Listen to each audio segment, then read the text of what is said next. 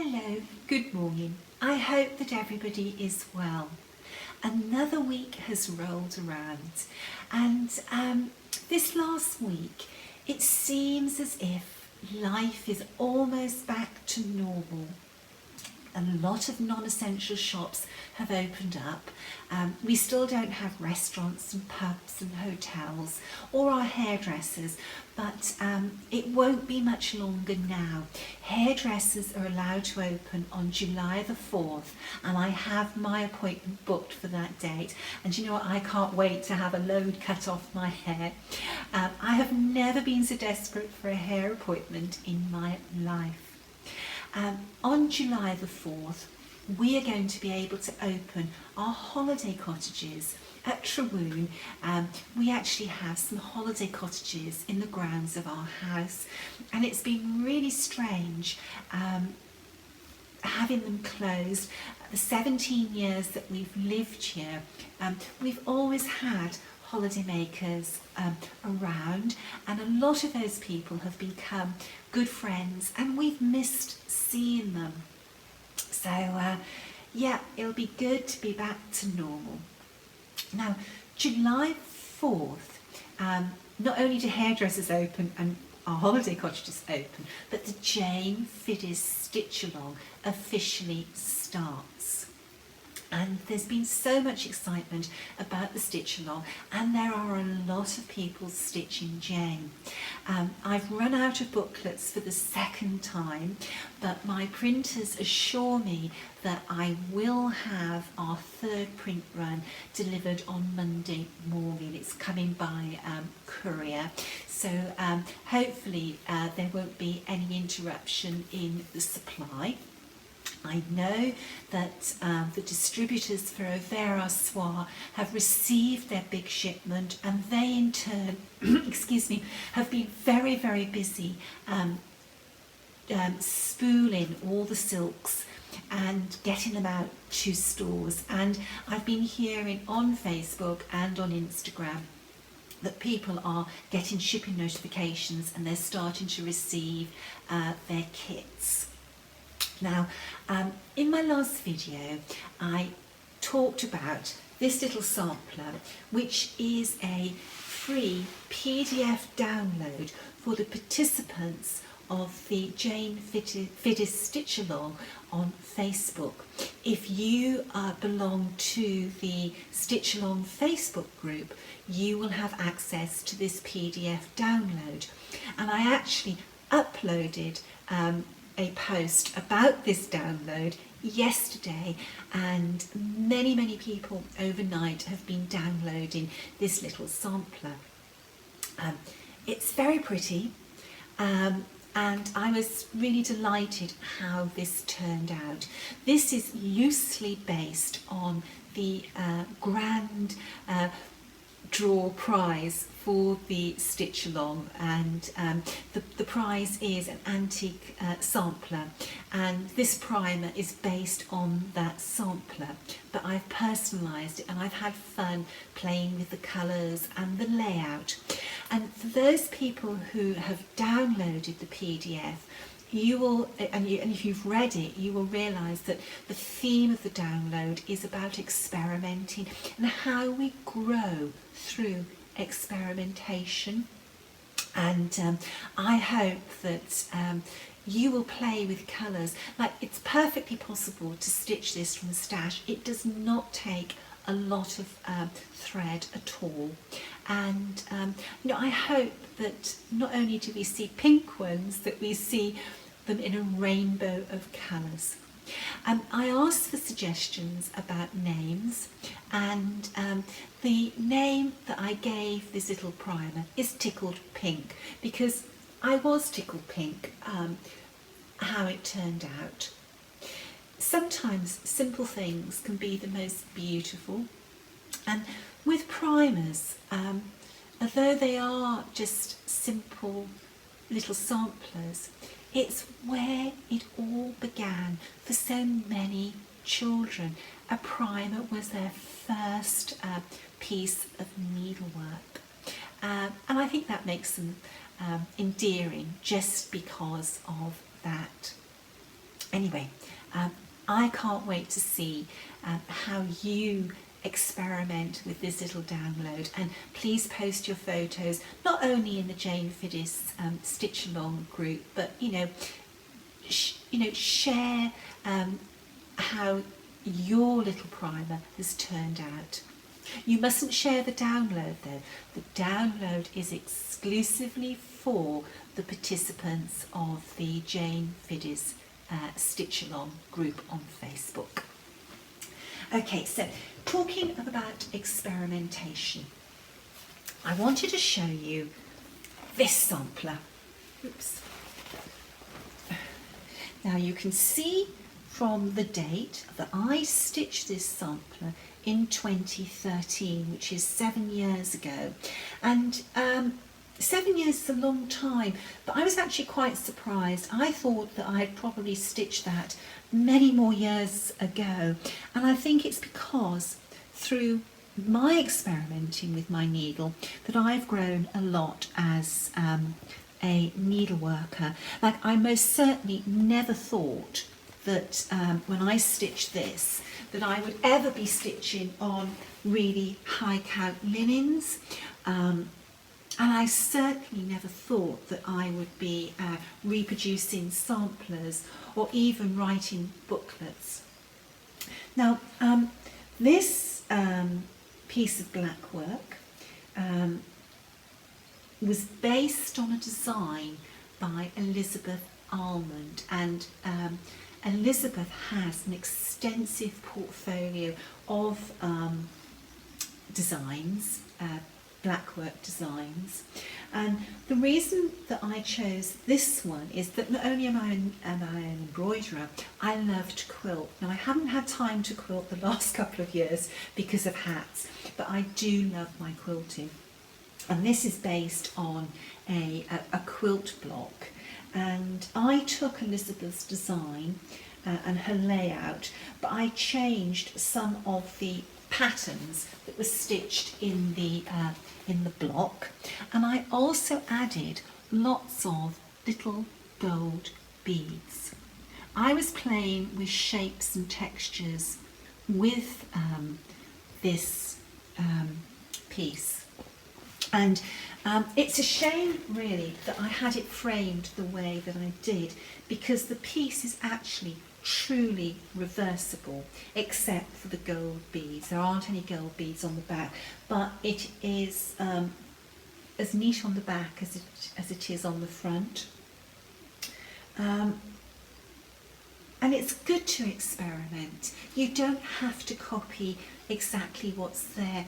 These little girls, when they stitched their samplers, they never copied exactly what their needlework teacher sampler was. It was used to inspire them, to show them the way. So anyway, I just thought I would show this to you. I love doing Blackwork. It's a very therapeutic stitch, and I think that people who do needlework, they naturally incline to mental challenges like crosswords, jigsaws, Sudoku, and when you're stitching Blackwork, you have to find an outward route and then a return route, and it's really nice working out your journey with your needle.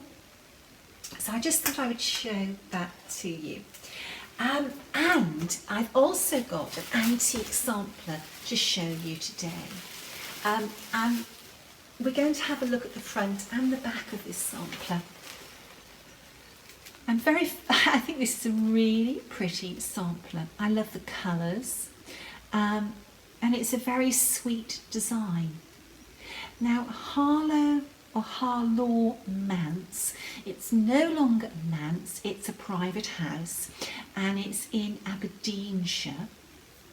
And whilst Margaret didn't put a date on this sampler, we know that it cannot have been before 1840, because the house was built somewhere between 1840 and 1843. I love her colours. And that house is very recognisable today. There's photos on the internet, so if you want to Google Harlaw Manse or house, you will see pictures of the house and a later addition, which was a big turret that was built besides the house to commemorate some battle that took place in the 1400s in that area. Now, let's have a look at the back of the sampler. Isn't it nice being able to see the colours that the little girls actually chose themselves? There she is. This is a sampler that Hands Across the Sea Samplers will be reproducing, and looking forward to it. Let's just have a look at how,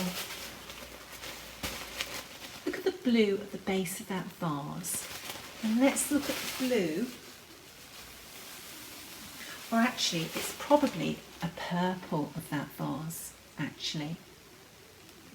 Isn't it strange? The navy in the border and the inner border has stayed strong on the front. Gosh, this is very delicate. I don't want to handle this too much. But I do want us to learn together about samplers. So can you see that this row and this row here has stayed strong, but the other blues, look at the blue of the roof,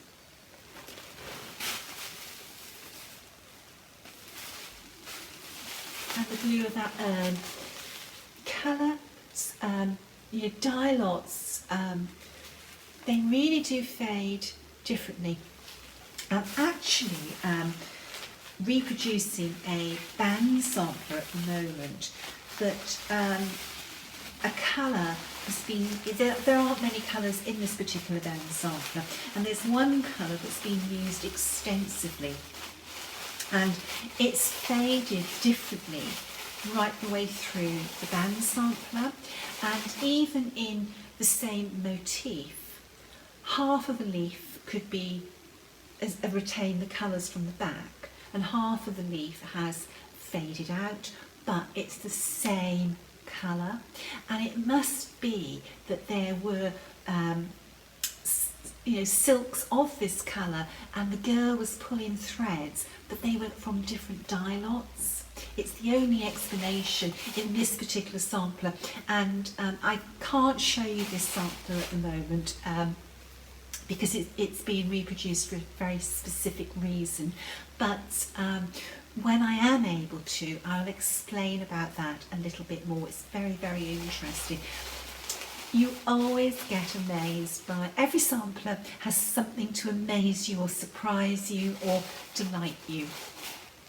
I've been asked to speak at the Embroiderers Guild in the UK, and when I had the invitation, I had a little look at their website, and it's very easy in the UK to feel isolated from a lot of things that go on with needlework, but the Embroidery Guild is actually very active in the UK, and the Guild says that they welcome everyone with an interest in any area of embroidery, and we are proud to be recognised as a voice for raising the profile of textile and stitched art.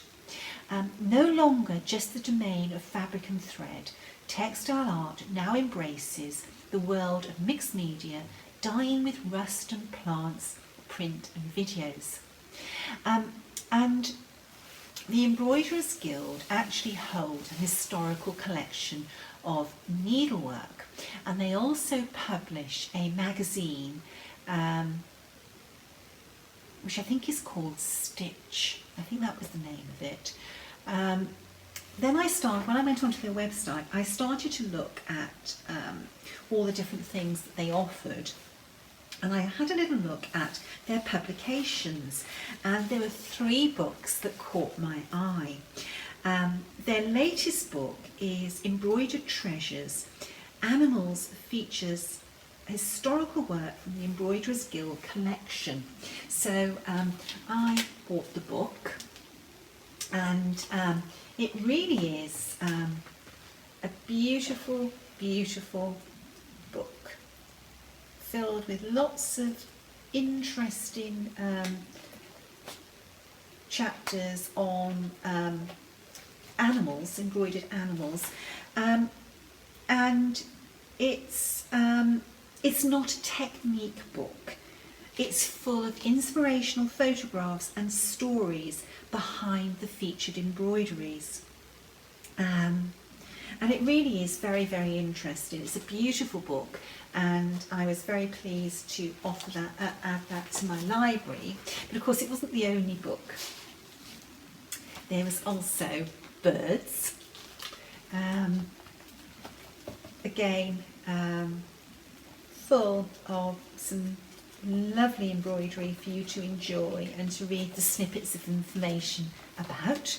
And that's inspired my choice of shirt for today. And there is one on flowers as well. And they really are delightful books, absolutely delightful. It says in this book that the Embroiderers Guild permanent collection was started as a result of donations, and Queen Mary donated large hangings and costume pieces, and travellers and scholars donated their collections of international embroideries, and that's how the Embroiderers Guild permanent collection was formed. And I'm going to do a little bit more research about their permanent collection and how, or if it's possible to access that collection for study purposes. So if you're looking for some new books, the Embroiderers Guild Embroidered Treasures, Flowers, Birds and Animals will be nice books to add. I'm going to keep this video short. We're suffering very, very badly with our internet, and even the shortest of videos can take about 3 or 4 hours to upload. When the hotel in the village reopens, I will be able to start to go there to upload my videos, and then we can maybe have some longer, more in-depth videos. The next video that I publish should, if everything goes to plan, be the reveal of our Queen of the May. She is a little bit belated because of lockdown, but that's something that we couldn't do anything about. So she's probably going to be a midsummer queen instead. So keep a lookout for that next video. She's beautiful. So anyway, until the next time, stay safe, stay well, and bye-zy-bye.